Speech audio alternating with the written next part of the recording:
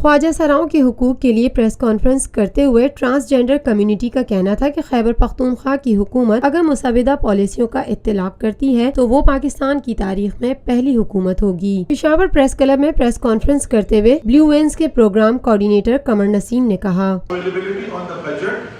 ابھی تک سرکاری اداروں میں آپ کو علم ہوگا خواتین کے لیے بھی ٹوائلٹ کی فیسلٹیز الگ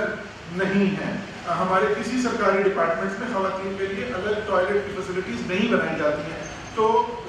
لیکن ہم نے کہا ہے کہ جب بھی possible who availability of budget ضرور بنائے جائے۔ اسپورٹس اور کلچر میں بھی ایکشنز کیے گئے ہیں کہ جو خواجہ سراؤں ان کو کھیل اور ثقافت کے میدان کے اندر ڈپارٹمنٹس بھی حصہ لیں۔ میڈیا کا بھی ہے کہ میڈیا انفارمیشن ڈپارٹمنٹ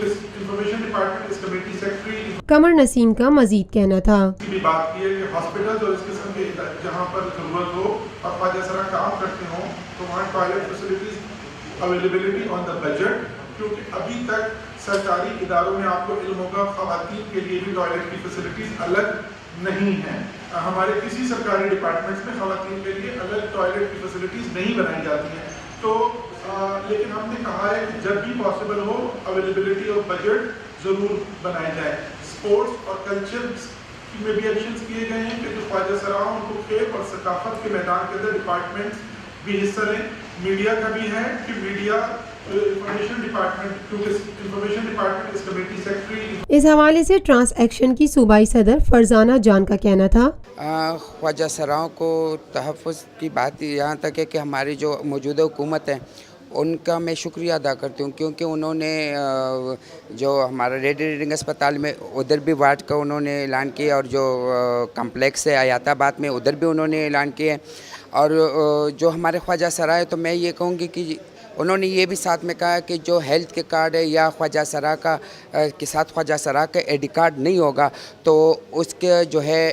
نہ علاج فری ہوگا اور نہ فنڈز میں کچھ ملے گا، اور تب ملے گا جب خواجہ سرا کا آئی ڈی کارڈ اس کے ساتھ ہو۔ لیکن خواجہ سرا خود کمزور ہے اور وہ باہر نہیں نکل رہے ہیں اور نہ جو ہے اپنے آپ کو رجسٹر کر رہے ہیں، اور میں یہ کہتی ہوں اگر کل جو خواجہ سرا آئے گی اور ان کو اگر مفت علاج ہوگا یا ان کو کچھ ملے گا اور یہ کہیں گے کہ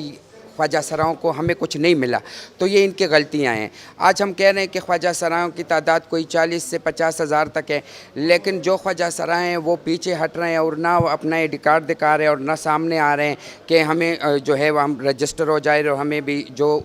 حق ہے خواجہ سراؤں کا وہ مل جائیں۔ لیکن وہ چیخیں لگاتے کہ ہمیں حق دو، لیکن اب جب حق کی باری آ گئی اور حکومت دے رہے ہیں لیکن وہ سامنے نہیں آ رہے ہیں، وہ سب جو ہے کوئی چھپ رہے ہیں، کوئی جو ہے تالے لگا رہے ہیں، تو یہ ان کی غلطیاں ہیں۔ اکثر ان کے ساتھ کوئی زیادتی ہوتی ہیں تو سب روڈوں پہ نکلتے ہیں، لیکن آج جب حکومت کی وہ ہے کہ آپ آ جائیں رجسٹر کر لیں اپنے آپ کو، تو آج وہ پیچھے ہٹ رہے ہیں۔ Lotus Lake Towers, a groundbreaking endeavor by Lotus Properties۔